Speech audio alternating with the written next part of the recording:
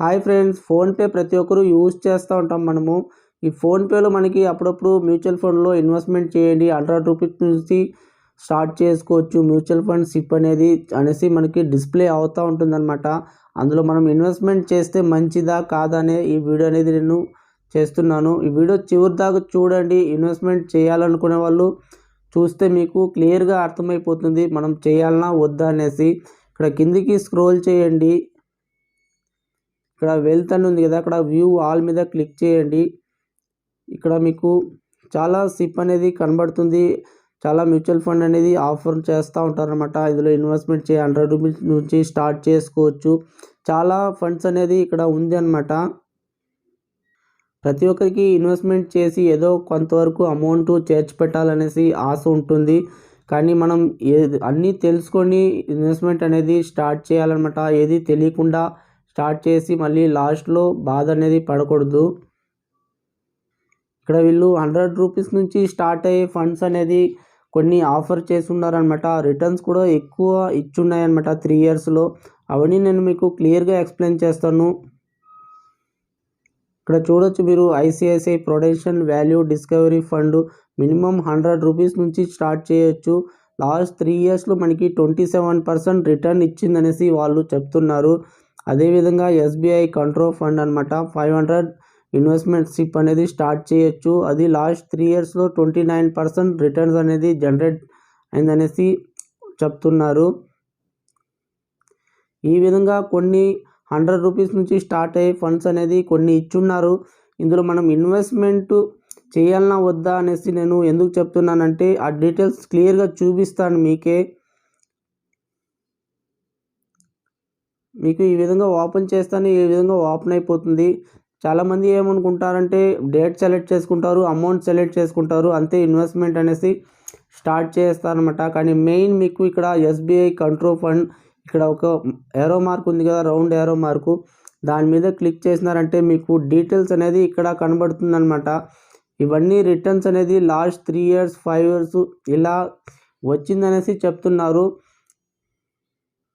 కానీ దీని అన్నిట్లో మీకు మెయిన్ వచ్చి మీరు ప్లాన్ టైప్ అనేది చూడాలన్నమాట. ఇక్కడ చూడొచ్చు మీరు, రెగ్యులర్ అనేసి ఇచ్చున్నారు కదా. ఎప్పుడు అయినా మనం రెగ్యులర్లో ఇన్వెస్ట్మెంట్ అనేది చేయకూడదు. ఎందుకంటే రెగ్యులర్లో ఇన్వెస్ట్మెంట్ చేసినారంటే మనకు వచ్చే రిటర్న్స్ మిడిల్లో ఉండే మీడియేటరే సగం వెళ్ళిపోతుందన్నమాట. మనకు వచ్చే రిటర్న్స్ వాళ్ళకే సగం వెళ్ళిపోతుంది. మనం ఇన్వెస్ట్మెంట్ చేసినా వేస్ట్ అనమాట.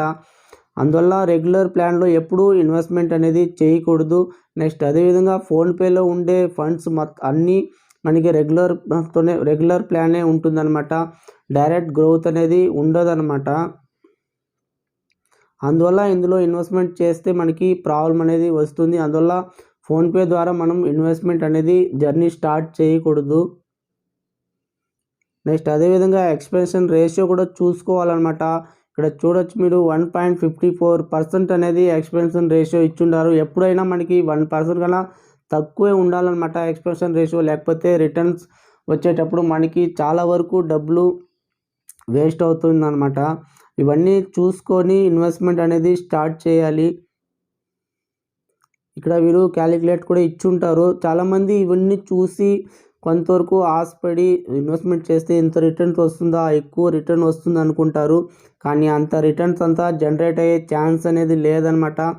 ఏదో 1-2 రావచ్చు, కానీ ఇంత జనరేట్ అయ్యేది చాలా వరకు కొంతవరకు కష్టమే అనమాట. ఇవన్నీ చూసి మీరు మోసపోకండి. నేను చెప్పదలుచుకుంది ఒకటే, మీకు ఎవరికైనా ఇన్వెస్ట్మెంట్ చేయాలంటే మంచి డిమాట్ అకౌంట్ అనేది ఒకటి ఓపెన్ చేసుకోండి. అందులో నుంచి మీరు ఇన్వెస్ట్మెంట్ జర్నీ అనేది స్టార్ట్ చేయండి. మీకు ఎన్ఎఫ్ అనేది కొత్తగా వస్తూనే ఉంటుంది. అందులో నుంచి మంచి ఎన్ఎఫ్ అనేది సెలెక్ట్ చేసుకొని, మీకు ఎన్ఏవి అనేది రూ. 10 నుంచి స్టార్ట్ అవుతుంది. అక్కడ నుంచి మీ ఇన్వెస్ట్మెంట్ జర్నీ అనేది స్టార్ట్ చేసుకోండి. మీకు తక్కువ అమౌంట్ నుంచి స్టార్ట్ చేసుకోండి. రూ. 100 నుంచి స్టార్ట్ చేసుకొని, మీరు డబ్బులు ఉండేటప్పుడు కావాలంటే 500, ₹1000 ఇన్వెస్ట్మెంట్ రూపంలో అందులోనే పెడతా ఉంటే కూడా మీ అమౌంట్ అనేది గ్రో అవుతుందన్నమాట. ఎందుకంటే అక్కడ మొత్తం డైరెక్ట్ ప్లాన్ అనేది ఉంటుందన్నమాట. నెక్స్ట్ అదేవిధంగా మీకు డిమాట్ అకౌంట్ ఓపెన్ చేసుకొని ఇన్వెస్ట్మెంట్ చేసుకుంటే మీకు అక్కడ సెక్యూరిటీ పర్పస్ కూడా కొంతవరకు బాగుంటుంది. ఎందుకంటే అక్కడ మొత్తం మీకు సెబీ కంట్రోల్లో ఉంటుంది. మీకు ఎలాంటి ప్రాబ్లం అనేది జరిగే ఛాన్స్ లేదు. ఇవది ఫోన్‌పే నుంచి థర్డ్ పార్టీ టైఅప్ అయ్యి మనకి మ్యూచువల్ ఫండ్ సిప్ అనేది ప్రొవైడ్ చేసినట్టు అవుతుంది కాబట్టి ఇలాంటి దాంట్లో కన్నా మీకు డీమ్యాట్ అకౌంట్ ఓపెన్ చేసుకుంటే మీకు మీ దగ్గర ఓన్గా ఉంటుంది. అప్పుడు మీరు ఓన్గా ఇన్వెస్ట్మెంట్ అనేది చేసుకోవచ్చు. డైరెక్ట్గా మీకు ఎవరు మిడిల్లో ఇవ్వాల్సిన అవసరం అనేది ఉండదన్నమాట. నెక్స్ట్ అదేవిధంగా అందులో మీకు ఎక్స్‌పెన్షన్ రేషియో కూడా తక్కువ ఉంటుంది. అందులో ఇన్వెస్ట్మెంట్ చేసుకుంటే కొంతవరకు బాగుంటుంది. ఓకే ఫ్రెండ్స్, ఫోన్‌పేలో ఏమన్నా ఇన్వెస్ట్మెంట్ చేయాలనుకుంటే 1, 2 సార్లు ఆలోచించుకొని చూసుకొని చేయండి. రెగ్యులర్‌లో దయచేసి ఇన్వెస్ట్మెంట్ అనేది చేయొద్దండి. డైరెక్ట్ గ్రోత్‌లో ఇన్వెస్ట్ చేసుకోండి. మీకు మంచి రిటర్న్స్ అనేది వస్తుంది.